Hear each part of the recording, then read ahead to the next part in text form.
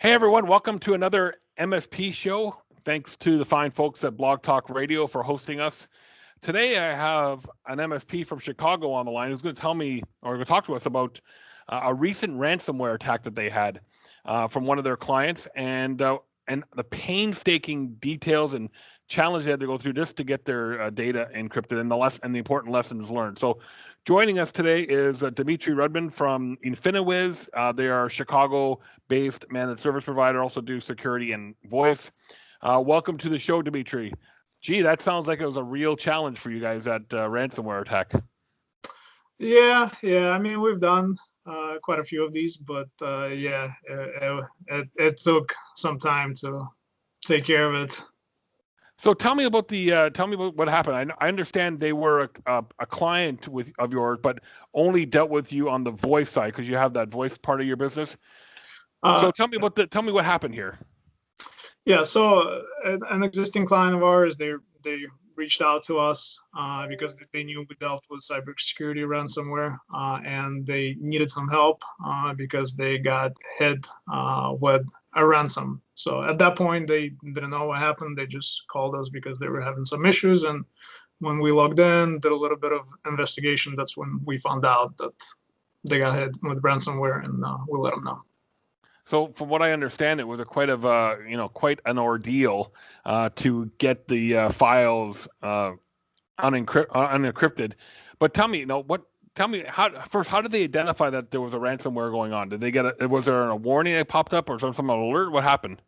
Yeah. In the morning when employees came in, they had a pop-up on their computer with big letters saying, "Hey, all your data is encrypted. Email," and they gave two different email addresses. Email us if you want your data back. You have 48 hours, stuff like that, and that's yeah. So, I understand that they wanted like 4 or 5 Bitcoin to get this data unlocked, and I know you guys did some negotiation with them. But tell me what was that? You guys acted on behalf of the client. Tell me what did you learn from having to buy Bitcoin? Oh my God, it's not as easy as you think it is. So if you're never done it before and you want to buy cryptocurrency, then you obviously have to sign up for an account and set up a wallet and this whole process. I mean, it'll take depending on how much again you want to buy. But when you're talking about big amounts like that, it could take a week to maybe 3 weeks with some places for the money to clear before you can actually start transferring Bitcoins. So I guess one of the lessons learned from the Infiniwiz side was to have a Bitcoin account somewhere. Yep. Now we do. Yeah. So you never know when something like this happens, right? So obviously, and I don't believe ransomware is going to go away anywhere anytime soon. It's going to be around for a long, long time. It's probably going to get worse before it gets better.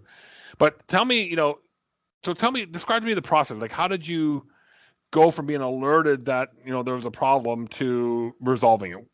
Walk me through some of your steps. Right. So when the client called into our help desk, we connected to one of their computers, started doing a little bit of investigation, and that's when we determined that there was ransomware. At that point, I took over the ticket, reached out to client, explained to them what happened, and that we need to reach out to criminals to see how much is it that they want to decrypt the data. Kind of set their expectations a little bit because this stuff happens all the time, and there's a lot of stories online. And we've dealt with the cryptocurrency, or not cryptocurrency, we dealt with ransomware before where our clients got hit. But in those cases, we're always able to recover from backups. In this particular case, all the backups got hit as well. So there was no choice but to contact the criminals and find out exactly how much they wanted to decrypt the data. So at that point, I got an approval from the client to go ahead and start the process, emailed them, had to wait probably a few hours until they responded. To do the whole process, I created like a fake Gmail account and logged in from another IP address just to stay protected. Yeah, so they told me right away for 4 Bitcoins within 48 hours. If you don't pay, then after 48 hours, then the price goes up to 6.5 Bitcoins. So let's just do the numbers here. I'll type it on another screen. Let's see. 4 Bitcoin in US dollars. I'm going to guess probably like $15,000 or $16,000. That's not going to be my guess. $14,517.64. That's a lot of money. Yep. to get data back. A lot of money that could have been saved with a little bit of prevention. But I know you guys went to bat and did some negotiation and went through the whole process on behalf of your client. But something you said earlier kind of alarmed me, that the client didn't really see any, didn't think their data was worth 15 grand. Yeah. So a lot of the stuff was scanned documents, and during my conversation with them, they did let me know, it's going to take them a long time to recover, meaning to rebuild all the data if we couldn't get it back. And let's just start negotiating, see how much it is. But yeah, I mean, they right away kind of told me that, it's not worth 15 grand, which I don't know if it was really true or not. But at that point, I kind of just started playing hardball with the cuts. It's not worth to us that much, but if you wanna save us some time, here's what we're willing to pay. So what did you guys settle on? Well, we offered 1 Bitcoin. Again, we're like, no, 1. They went down to 3. Then they went down to 2.5, and then the last final offer was 1.25, which we agreed on. So during this negotiation time, which I assume it took a little bit of time, was the client down during that time? Were they able to still work, or what was going on at the business? I mean, they were able to access emails, but that's about it. Most of the stuff on the computers was not working, because when this ransomware goes through, not only it encrypts the documents, but it also goes through all the shortcuts. And so in the end, I mean, the operating system is kind of like unusable. Plus, you don't want to touch things and start cleaning the mess up until we know for sure that we can get the data back. So so for about a week, I mean, they couldn't do anything but access emails and like print. That's about it. And how without sharing too much confidential information about the client, how big of a firm were they, Dmitry? The firm is about 15 employees, and it's a medical business that's located here. So you got medical, which opens up a whole other can of worms, right? But you look at the cost, right? So not only they out, even if they settle at 1.25 Bitcoin, which is, by today's equation is, let's do the math quickly here.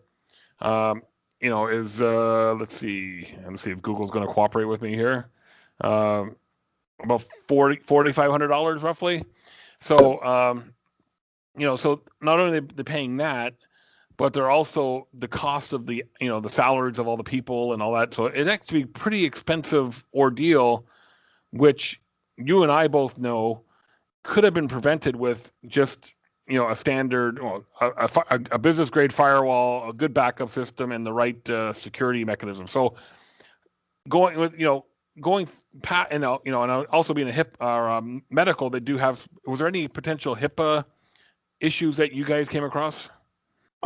You know what? We looked at that right away, and because that was one of the first questions that they raised, whether this incident should be considered a breach or just as a kind of regular incident. So, based on the fact that automated tools were used for this attack, and no data was leaked, and they didn't log in and copy anything. It was all automated to encrypt the data. We kind of concluded that this could be considered not as a breach, but as an incident. Okay. So, but did they have to report that to the powers that be?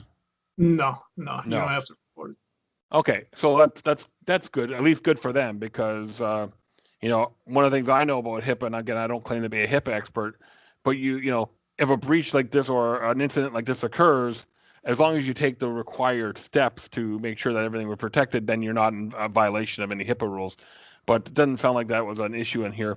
So I know you guys are still dealing with some of the some of the fallout of it, but has the client changed their behavior now, and have they invested in the right tools, Dmitry?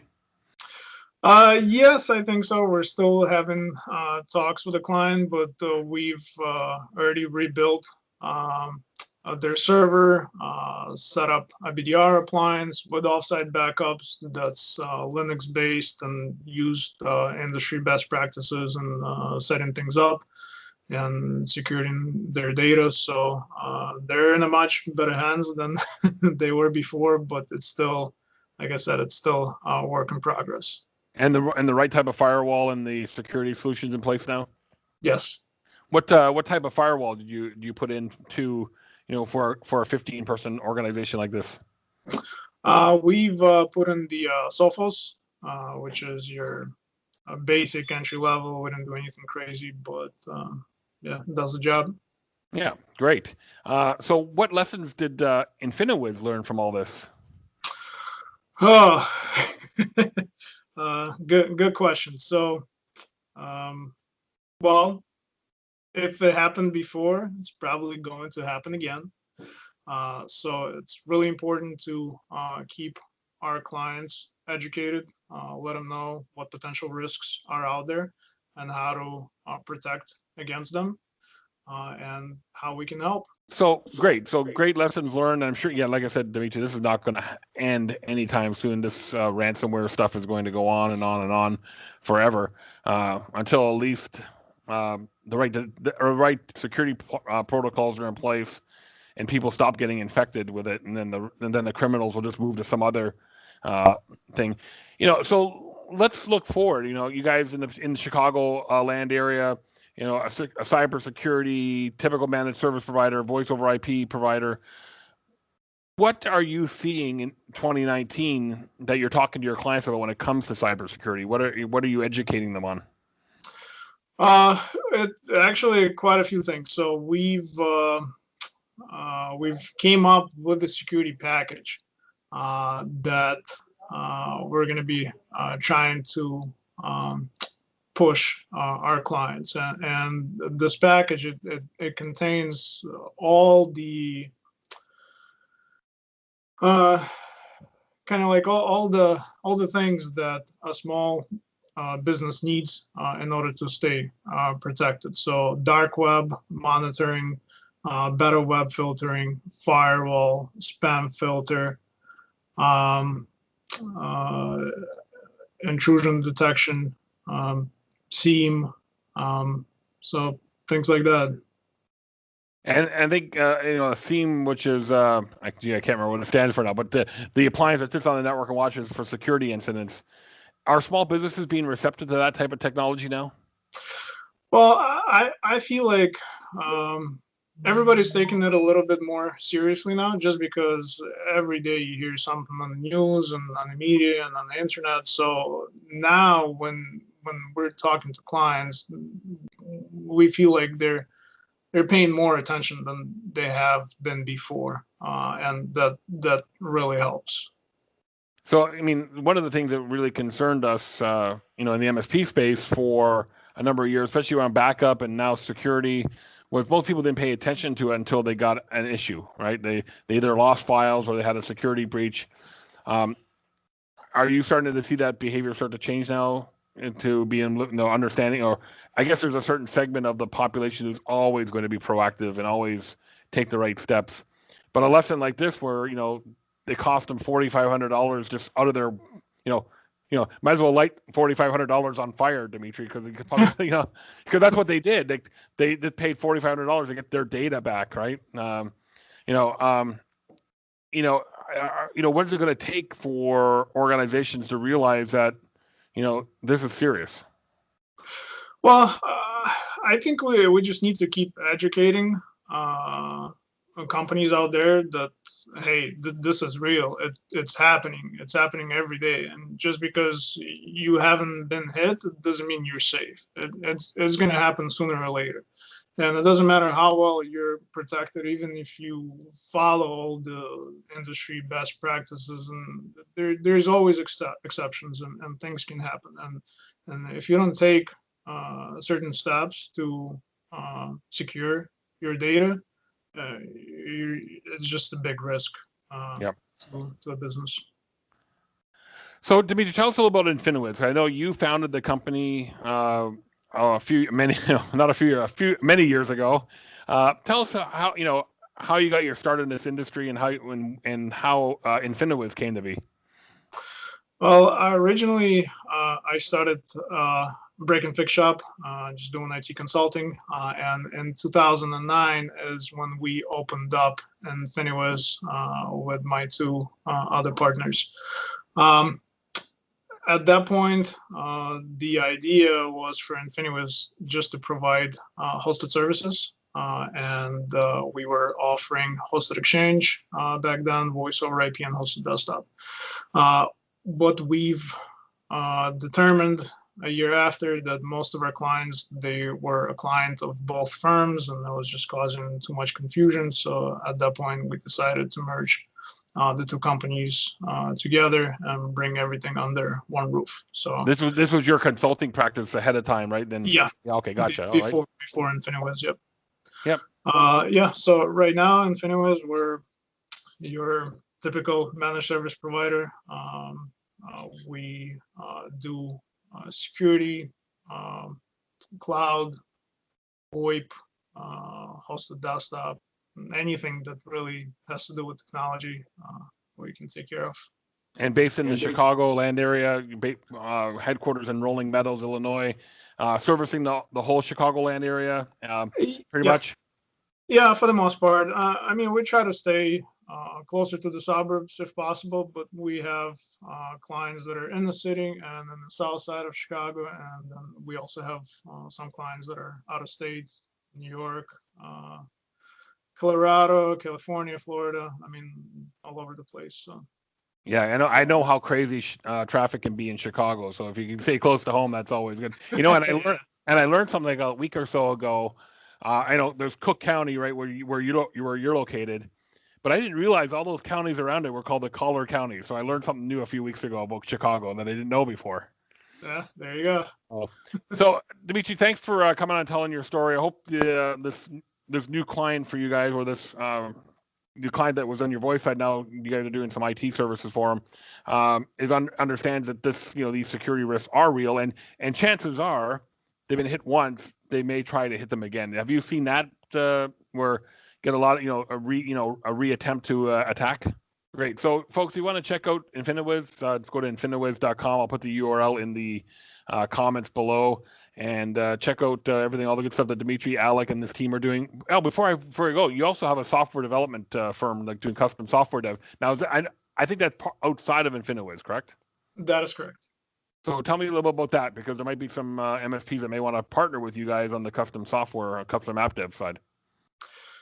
Got it. Yeah. So we, what we do is custom software development, and think of it as, for example, some type of a web portal where a business can log in order to do their day-to-day functions. So usually this is a good fit for somebody that spends a lot of time doing some type of manual tasks. So, and this is where we can optimize the workflow with the custom software to minimize the amount of time that it takes to do something. I know you guys are putting up you're in the middle of just getting the website launched for that and stuff like that. So if there's anybody listening to the show that's interested in talking to Dmitry about custom software dev for clients that you have, reach out to them through the Infiniwiz site. At least you can get them that way. Dmitry, thanks for being a great member of our high performance club as well. Good to see you last week in Atlanta. Hope you guys had some fun there. And we'll look forward to sharing more of your guys' journeys and Infiniwiz as you guys go through 2019 and into the future, and hopefully we don't have too many more stories like this. But it's always good to share experiences. So thanks for coming on the show today. Thank you, Stuart.